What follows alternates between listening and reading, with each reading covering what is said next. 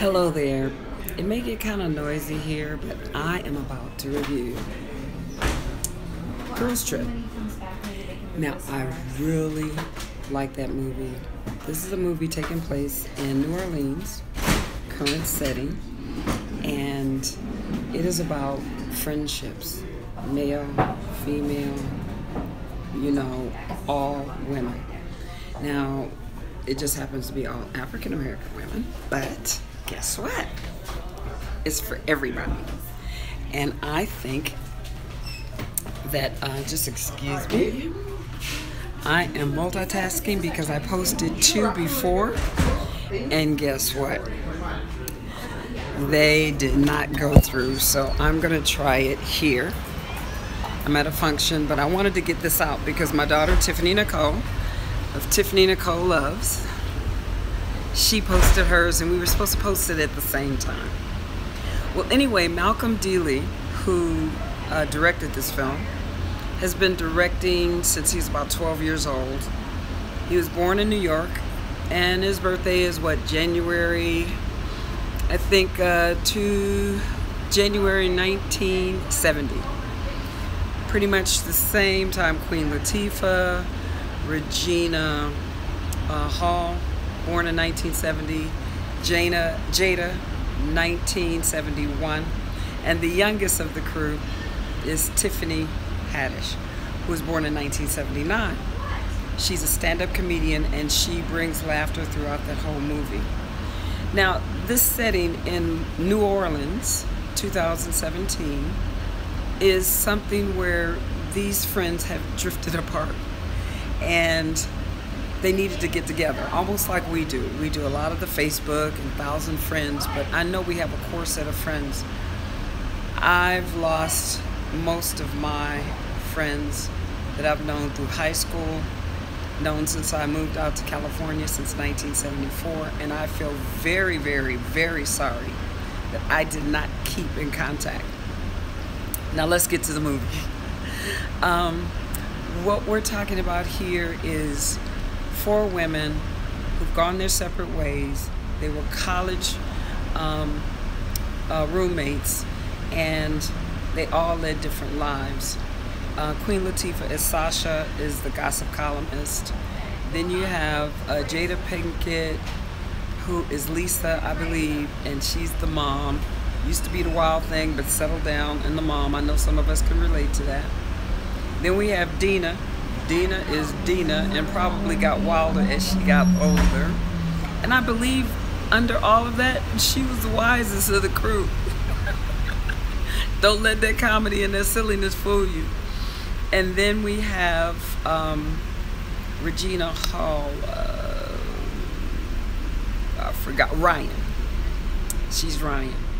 Okay, so with Ryan, she was the businesswoman that, made it to the top, and she sponsored this trip.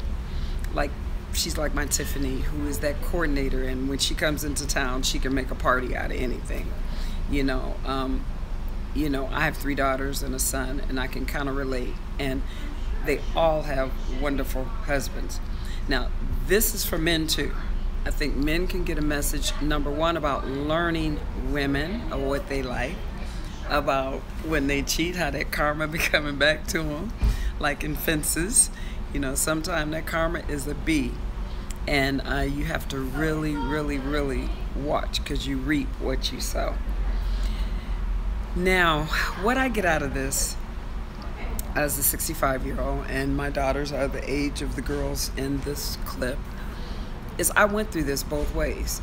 Watching my daughters, I've gone through this myself, and I can relate to almost every character in there at some point in my life, from raising the kids to a career to now wanting to get out there because I've been taking care of everybody all myself. I can get out there, and the key lesson I get out is keep in contact with your friends. There's some scenes in there, I learned there's stuff I didn't even know, and I'm a grandmother of over a dozen grandkids, and there's things that Dina taught me I didn't even know. I had a little Dina, not quite in me. I had a little of Jada, Ryan, and Sasha. Now, where you have to make these decisions and you have to live from paycheck to paycheck, and you know, your career, you know, do you sacrifice a friendship for money when you really need the money and know that you could sell your friend underneath the table for money and get you out of debt? Or, you know, is that worth it for you in the end? In the end, she chose the right path. But this is a spoiler alert, so if you have not seen the movie, please tune out. Now, when we go in the beginning, where all of them got together, they were fighting and disagreeing from the beginning. And you could see where Malcom just really directed this film, and he felt it, since they were all in the same age category, except for the comic relief, Tiffany, who was born in '79. The rest of them were born in 1970 and 1971. So if my other review comes through, you'll see the ages. And what they did with Jada and Queen Latifah, do you know that they've known each other for 30 years? And the first time they worked together is when they were 15 and 16 years old in a club in Baltimore where Queen Latifah was performing. Her mother had to escort her because she was a minor. And Jada wound up introducing her. She was 15 and she snuck in the club. So they have really been associated since they were 15 and 16 years old. And now, you know, if they're born in 1970 and 71, do the math, you know their age. So you could see that relationship, you can feel it. And you can feel that all of them within the same era. Now me, I'm blessed reviewing this movie. And all y'all that think, ooh, you're too holy to see this movie, think twice. Because you know you've been there, done that, and probably if you go, because it's rated R, a hard R comedy. What do you call that, a romedy? Hi. Do you call that a romedy? You know, R comedy? But if you think about it, you take the Bible and you break it down into a movie. Some of those scenes would be rated R also. So you have to be associated with the generation you're working with. And even if it's not something you would normally go see, you need to see it for the sake of who you're dealing with and the audience that you're trying to appeal to. So I give this a thumbs up. I give it a 5-star. If it was a scale of 1 to 10, I give it a 12. I think I would go see it again. The scene to me, which I just found out, was the grapefruit. I'd never look at a grapefruit the same in my life. And then also the scene where they were swinging across, and Jada, who I think is Lisa, and Dina, which is Tiffany, or Tiffany, which is Dina, where they peed over everybody. Now that was funny.